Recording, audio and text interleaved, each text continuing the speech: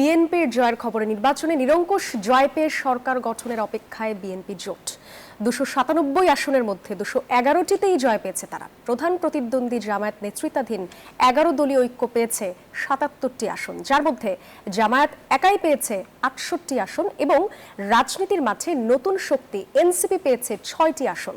বড় ব্যবধানে হারলেও যেন উত্থানের বার্তা দিয়েছে জামায়াত। ত্রয়োদশ জাতীয় নির্বাচনে নিরঙ্কুশ জয় হল বিএনপি নেতৃত্বাধীন জোটের।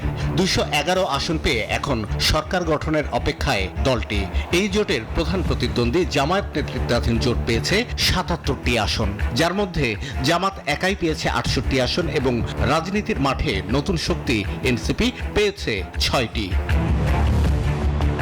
উদ্বেগ উৎকণ্ঠা থাকলেও তিন প্রধান দলের শীর্ষ নেতাই জিতেছেন নিজ নিজ আসনে। এর মধ্যে বিএনপির দুর্গ হিসেবে পরিচিত বগুড়া ১ আসনে বিপুল ব্যবধানে জয় নিশ্চিত করেছেন বিএনপি চেয়ারম্যান তারেক রহমান। তবে ঢাকা ১৭ আসনে জামাত প্রার্থী সম খালিদুজ্জামানের চেয়ে মাত্র ৪,৩৯৯ ভোট বেশি পেয়ে উতরে গেছেন তিনি। অন্যদিকে দুই শফিকের লড়াই নামে পরিচিতি পাওয়া ঢাকা ১৫ আসনে শেষ বেলায় জয়ের হাসি জামায়াত আমির ডাক্তার শফিকুর রহমানের।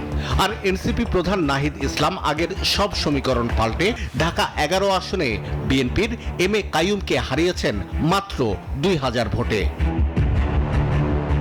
বিভাগওয়ারি আসন ফলাফল বিশ্লেষণ করলে দেখা যায় ঢাকা বিভাগের ৭০টি আসনের ৫৭টিতেই জয় পেয়েছে বিএনপি।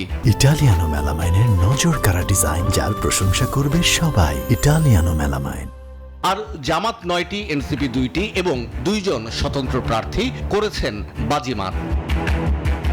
চট্টগ্রাম বিভাগের ৫৮ আসনের মধ্যে বিএনপি জোটের জয় ৪৭টিতে। এখানে জামায়াত জয় পেয়েছে ৩টি এবং এনসিপি ২ আসনে। স্বতন্ত্র এবং অন্যান্য প্রার্থীরা জয় পেয়েছেন ৪টিতে। এই বিভাগের ২ আসনের ফলাফল স্থগিত করা হয়েছে। সিলেট বিভাগের ফলাফলে বিএনপির সফলতা প্রায় একচ্ছত্র। ১৯টি আসনের মধ্যে ১৮টিতেই জয় হয়েছে বিএনপি জোটের। এই বিভাগে জামায়াতের আসন ১টি। বরিশালে বিএনপি পেয়েছে ১৬টি আসন, তার শরিকরা পেয়েছে আরও ২টি, আর জামাত পেয়েছে ১টি আসন। ময়মনসিংহ বিভাগেও ধানের শীষের আধিপত্য। এই বিভাগে ২৪ আসনের ১৯টিতে জয় পেয়েছেন ধানের শীষ প্রতীকের প্রার্থীরা। জামায়াত ৩টি এবং স্বতন্ত্র প্রার্থী পেয়েছেন ১টি আসন।